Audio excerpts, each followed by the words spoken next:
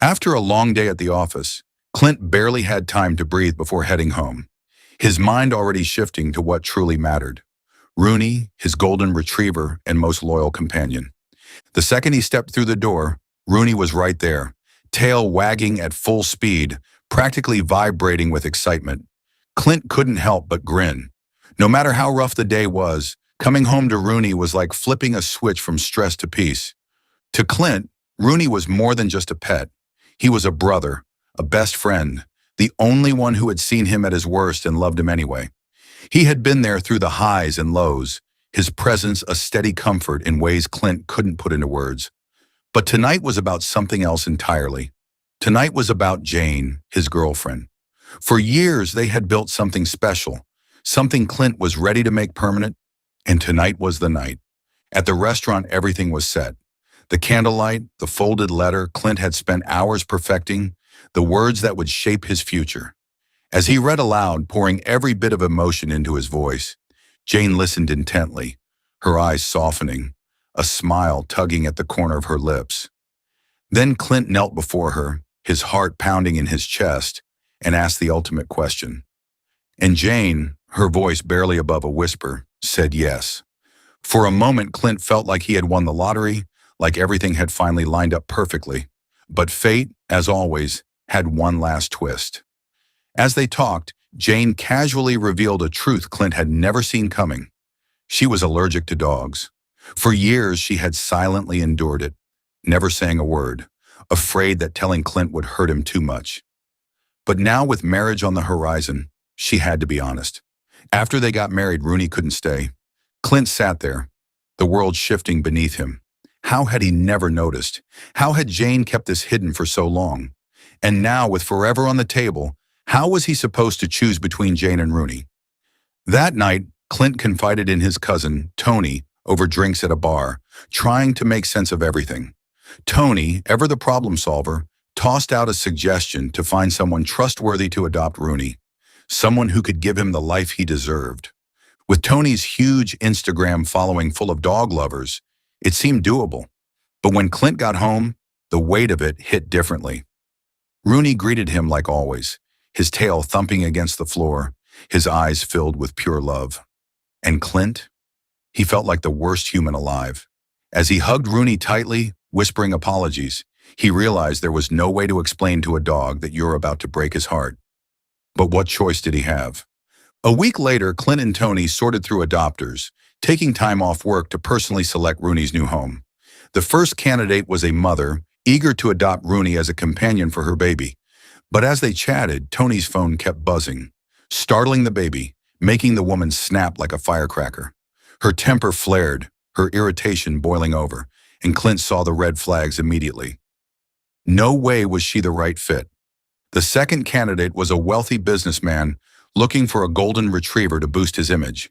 He pictured himself strolling through the park, looking cool, but the moment he complained about fur buildup, Clint had heard enough. Dogs weren't accessories, and if he wasn't ready to love Rooney completely, he had no business owning one at all. Disappointed, Clint and Tony moved on to the next candidate, a father looking for a dog for his son, Junior. Junior had lost his beloved dog, and since then, he had shut down completely, locking himself in his room, barely speaking to anyone. His father hoped that Rooney could bring Junior's spirit back. Clint, moved by the story, went to Junior's room, hoping to connect with him. But when Clint showed Rooney's photo, Junior's demeanor shifted instantly. Rooney looked too much like his late dog, and in a sudden burst of anger, Junior accused Clint of stealing his pet. The argument spiraled fast, leading to a fight, and in the end, Clint refused to let Junior adopt Rooney. On the way home, Tony suggested stopping by Clint's late mother's house, which had been empty for years. While Tony checked the upper floor, Clint wandered downstairs, his steps hesitant. When he reached his mother's room, he froze at the doorway, unable to cross the threshold.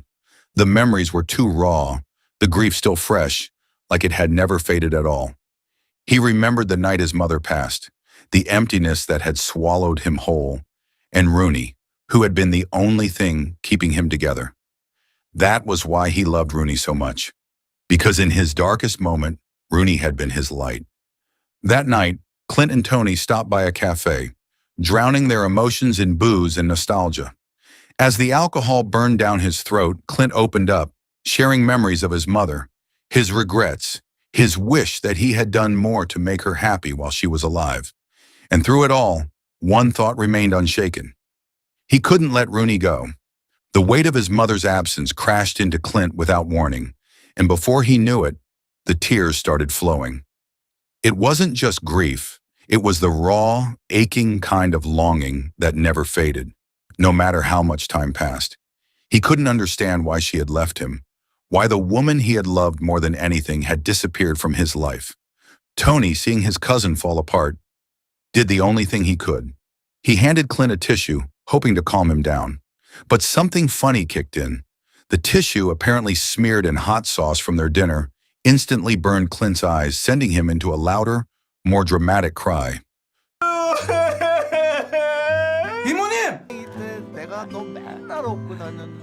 Tony tried to keep a straight face, but failed spectacularly.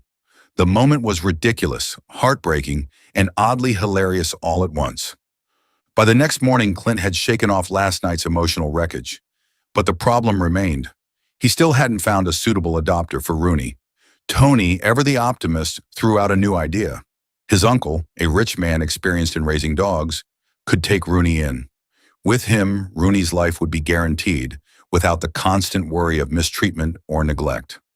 Clint, relieved to finally have a solution, agreed. They headed straight to his uncle's place, determined to seal the deal. When they arrived, Tony told Clint to wait in the yard while he went inside to talk to his uncle. Before Tony could even get a word in, his uncle cut him off, his tone casual but commanding. He needed Tony to take care of his own dog for 6 months while he traveled abroad. The offer came with a hefty paycheck, practically forcing Tony into an agreement he hadn't signed up for. So instead of getting Rooney adopted, they ended up bringing home another dog. On the drive back, frustration hit like a tidal wave, with Clint and Tony blaming each other for the entire situation. Tony, desperate to reset his brain, suggested they stop by the park, giving themselves space to breathe and think straight. That night, back at Clint's apartment, Tony was restless, scrolling through his phone, searching for a way out of this mess. Then he found something promising. A woman named Hannah, a devoted dog lover with an entire park dedicated to rescued dogs. Tony was confident. This was their answer. Checking her location, they realized the park was far. Jeju Island, to be exact. Clint, initially hesitant, knew they had no choice. For Rooney's sake, they had to make the trip. The next day, the two hit the road. Midway through the trip, a car passed by carrying a rare breed of dog, and Tony, always obsessed with cute things, snapped a picture. Then they hit a pothole, sending the phone flying out of his hands. Clint, laughing at the absurdity, froze when Tony turned to him, dead serious. The phone wasn't his, it was Clint's. Panic set in. They immediately pulled over, sprinting back to retrieve the phone, their bickering echoing down the empty road. When they returned to the car, they were greeted by chaos. Rooney and Tony's uncle's dog barking nonstop at a cardboard box nearby. Inside, they found a heartbreaking sight. Puppies dumped like trash. Feeling a surge of anger and pity, they decided to take them with them, heading to the nearest shelter for help. But once there, the manager assessed the puppies, explaining they were cross-breed dogs, unlikely to get adopted easily. The shelter refused to take them in. Clint, devastated, knew they had no choice but to take them back. When Clint carried the puppies back to the car, Tony refused to let it go. He wanted to speak to the manager personally. With confidence that could move mountains, he walked in, ready to convince her. Instead, he ended up being the one listening. The woman, weary from her own struggles, opened up, explaining that she had found a dog dumped in front of the shelter that morning. A tiny, scared thing, abandoned like garbage. She brought the dog out, and the moment Tony held him, his entire demeanor changed. The cuteness melted his heart instantly, and without hesitation, he decided to adopt him. When Clint saw Tony return with yet another dog, frustration boiled over. They had more dogs than they could handle, and at this point, Hannah was their only hope. If she didn't agree to take them in, they were officially doomed. Determined, they continued the journey, stopping at a nearby inn to rest. The next morning, Clint woke up to the disturbing sound of a dog barking in distress. Stepping outside, he saw an elderly man, the owner of the place, beating his dog. Horrified, Clint rushed to stop him, demanding to know why he was doing this. The man, unbothered by Clint's fury, explained he was upset that the dog wouldn't eat. He planned to sell him to a dog meat restaurant, but if the dog didn't fatten up, he wouldn't sell.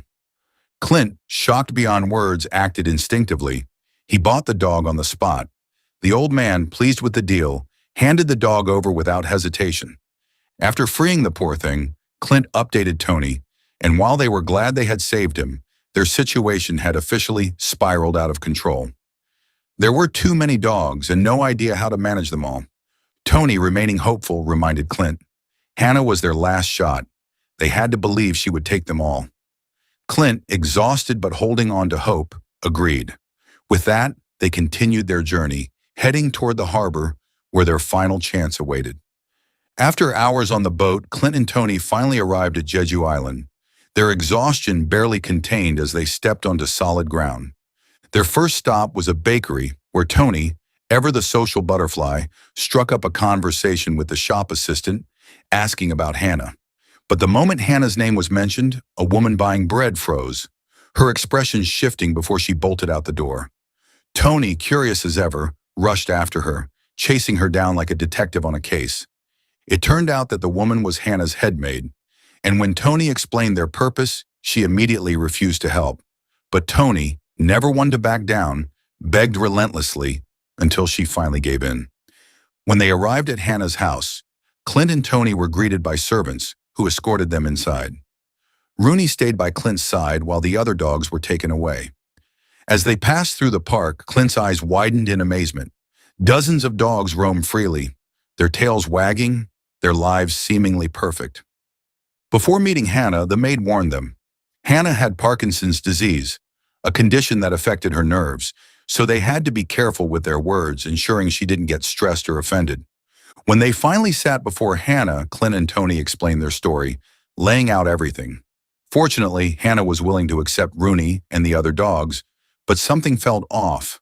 When Clint introduced Rooney, Hannah's reaction was cold, indifferent. With a detached tone, she said she didn't need to know their names because eventually they would die. She told Clint that if he hoped Rooney would find a new family, he was wrong, because family never leaves each other. Clint fell silent, her words echoing in his mind. That afternoon at the beach, Clint and Tony sat in deep thought, replaying Hannah's words. And then it hit Clint like a freight train. He had been making mistakes all along. Since his parents died, he had felt alone, desperate to build a new family, rushing into marriage as a solution. But in doing so, he had forgotten something precious. Rooney was already his family. With his mind made up, Clint canceled his plan. Hannah was right. He shouldn't leave Rooney, no matter what. He hoped Jane would understand, but if she didn't, he was willing to postpone the wedding. Seeing Clint struggle, Tony stepped in. He offered to adopt Rooney himself. Since he was already paid to take care of his uncle's dog, he figured Rooney could be his companion, and he could look after the puppies until they found homes. As family, Tony was willing to help. Clint, deeply touched, thanked Tony, feeling a weight lift off his shoulders.